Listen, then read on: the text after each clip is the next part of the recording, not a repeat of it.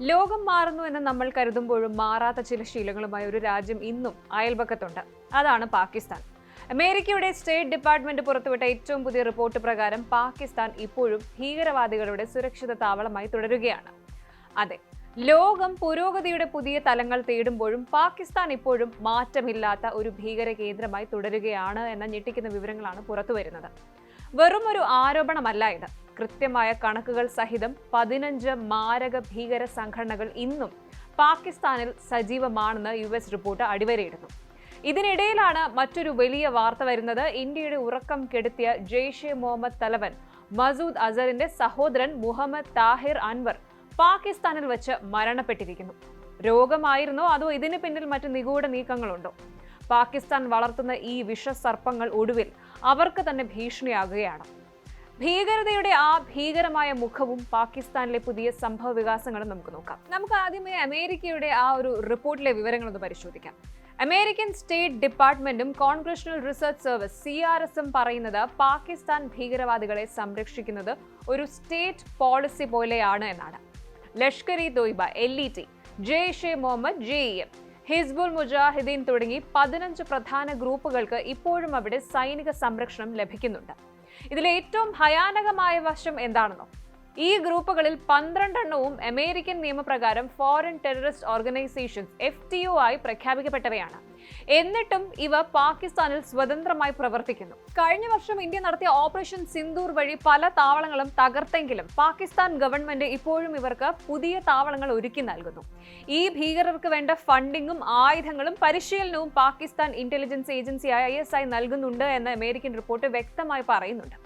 ചുരുക്കത്തിൽ പറഞ്ഞാൽ ഭീകരതയുടെ സുരക്ഷിത താവളം എന്ന ആഗോള അപവാദം അത്രയും പെട്ടെന്നൊന്നും പാകിസ്ഥാനെ വിട്ടുപോകില്ല എന്ന് ഉറപ്പായി കഴിഞ്ഞു. ഇനിയാണ് ഇന്നത്തെ ഏറ്റവും വലിയ ബ്രേക്കിംഗ് ന്യൂസ്. മസൂദ് അസറിന്റെ മൂത്ത സഹോദരൻ മസൂദ് താഹിർ അൻവർ പാകിസ്ഥാനിലെ ബഹാവൽപൂരിൽ വെച്ച് മരണപ്പെട്ടതായി ജെയ്ഷെ മുഹമ്മദ് തന്നെ സ്ഥിരീകരിച്ചു കഴിഞ്ഞു. പക്ഷേ എങ്ങനെയാണ് മരണം സംഭവിച്ചത് എന്ന് മാത്രം അവർ പറയുന്നില്ല. എങ്ങനെയാണ് മരണം സംഭവിച്ചതെന്ന കാര്യത്തിൽ ഇപ്പോഴും വ്യക്തതയില്ല. അജ്ഞാതമായ കാരണങ്ങളാൽ എന്നാണ് റിപ്പോർട്ടുകൾ സൂചിപ്പിക്കുന്നത്. താഹിർ അൻവർ വെറും ഒരു ബന്ധു മാത്രമല്ലായിരുന്നു. ജെയ്ഷെ മുഹമ്മദിന്റെ സായുധ പ്രവർത്തനങ്ങളെ പിന്നിൽ നിന്ന് നയിച്ചിരുന്നത് ഇയാളാണ്.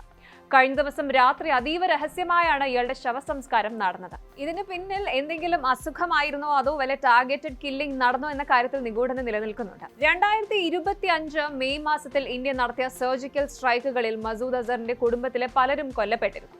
അതിന്റെ തുടർച്ചയാണോ ഇതെന്നും സംശയിക്കേണ്ടിയിരിക്കുന്നു. നമുക്ക് മറക്കാൻ പറ്റാത്തൊരു കാര്യമുണ്ട്. ഓപ്പറേഷൻ സിന്ദൂർ. കഴിഞ്ഞ വർഷം പഹൽഗാമിൽ നടന്ന ഭീകരാക്രമണത്തിന് മറുപടിയായി ഇന്ത്യൻ സേന അതിർത്തി കടന്ന് നടത്തിയ പ്രഹരമായിരുന്നു ഇത്. ബഹാവൽപൂരിലെ ജെയ്ഷെ ആസ്ഥാനം തകർക്കപ്പെട്ട ആ ഓപ്പറേഷനിൽ മസൂദ് അസറിന്റെ പല അടുത്ത ബന്ധുക്കളും കൊല്ലപ്പെട്ടതായി അന്ന് വാർത്തകൾ വന്നിരുന്നു. ഇപ്പോൾ താഹിർ അൻവർ കൂടി ഇല്ലാതായതോടെ ജെയ്ഷെ നേതൃത്വത്തിൽ വലിയൊരു വിടവ് ഉണ്ടായിരിക്കുകയാണ്. ഇന്ത്യയുടെ തന്ത്രപരമായ നീക്കങ്ങൾ ഭീകരരുടെ നെഞ്ചെടുപ്പ് കൂട്ടുന്നുണ്ട് എന്നതിന്റെ സൂചനയാണിത്. പടത്തലവന്മാർ ഓരോരുത്തരായി വീഴുന്നു.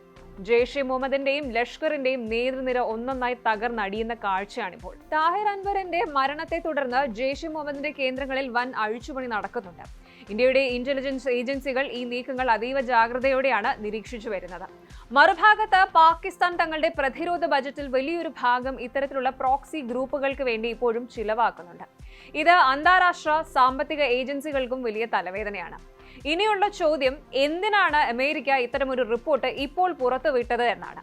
കാരണം പാകിസ്ഥാനിലെ ഈ ഭീകര താവളങ്ങൾ വെറും ഒരു പ്രാദേശിക ഭീഷണിയല്ല, അത് ആഗോളതലത്തിൽ തന്നെ വലിയ അപകടമാണ്.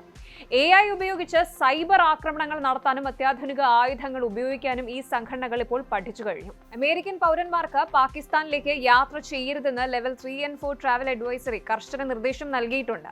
പാകിസ്ഥാനിലെ പല പ്രവിശ്യകളും ഇപ്പോൾ ഗവൺമെന്റിന്റെ നിയന്ത്രണത്തിലല്ല, മറിച്ച് ഭീകരവാദികളുടെ കയ്യിലാണ്. ഇതൊരു ടൈം ബോംബ് പോലെയാണ് ശരിക്കും. ഏത് നിമിഷവും പൊട്ടിത്തെറിക്കാവുന്ന ഒരു ഭീകര പവർ ഹൗസായി പാകിസ്ഥാൻ മാറിക്കഴിഞ്ഞു. പാകിസ്ഥാനിലെ സാധാരണ ജനങ്ങൾ ഇപ്പോൾ ജീവിക്കുന്നത് മരണഭീതിയിലാണ്. ഖൈബർ പഖ്തൂൺഖ്വയും അതുപോലെ ബലൂചിസ്ഥാനും ഇപ്പോൾ പാകിസ്ഥാൻ ഗവൺമെന്റിന്റെ കയ്യിലല്ല. അവിടുത്തെ സ്കൂളുകളും ഹോസ്പിറ്റലുകളും എല്ലാം ഭീകരർ കയ്യേറിയിരിക്കുന്നു. അമേരിക്ക തങ്ങളുടെ ഉദ്യോഗസ്ഥരോട് പാകിസ്ഥാനിലെ കറാച്ചി, ലാഹോർ കോൺസുലേറ്റുകളിൽ നിന്ന് എത്രയും വേഗം മാറാൻ ഉത്തരവിട്ടിരിക്കുകയാണ്. അത്രയ്ക്കും വഷളായ സുരക്ഷാ സാഹചര്യമാണ് അവിടെയുള്ളത്. ഒരു രാജ്യം ഭീകരവാദത്തെ ആയുധമാക്കുമ്പോൾ ആ ആയുധം ആ രാജ്യത്തെ തന്നെ ഇല്ലാതാക്കുമെന്നതിന്റെ ജീവിക്കുന്ന ഉദാഹരണമാണ് ഇന്നത്തെ പാകിസ്ഥാൻ. ഇതാണ് ഇതിലെ ഏറ്റവും വലിയ ഭീകരത. ചുരുക്കത്തിൽ പറഞ്ഞാൽ പാകിസ്ഥാൻ ഇപ്പോഴും മാറ്റത്തിന്റെ പാതയിലല്ല. അന്താരാഷ്ട്ര സമ്മർദ്ദങ്ങൾക്കിടയിലും ഭീകരതയെ താലോലിക്കുകയാണവർ. പക്ഷേ താഹിർ അൻവറിനെ പോലെയുള്ളവരുടെ മരണം കാണിക്കുന്നത് ഈ ഒരു പാതയിൽ മുന്നോട്ട് പോയാൽ തിരിച്ചടികൾ കടുത്തതായിരിക്കുമെന്ന് തന്നെയാണ്. ഇന്ത്യയുടെ പ്രതിരോധവും ലോകരാജ്യങ്ങളുടെ നിരീക്ഷണവും ഇനി അങ്ങോട്ട് കൂടുതൽ ശക്തമാകും. ശരിക്കും മസൂദ് അസറിന്റെ സഹോദരന്റെ മരണവും അതുപോലെ പാകിസ്ഥാനിലെ ആഭ്യന്തര തകർച്ചയും വിരൽ ചൂണ്ടുന്നത് ഒരേ ഒരു സത്യത്തിലേക്കാണ്. ഭീകരതയെ ആയുധമാക്കുന്നവർക്ക് രക്ഷയില്ല. ഭീകരതയെ നേരിടുന്നവർക്കാണ് വിജയം. കൂടുതൽ വാർത്തകൾക്ക് news 18 Keralam YouTube channel subscribe ചെയ്യുക.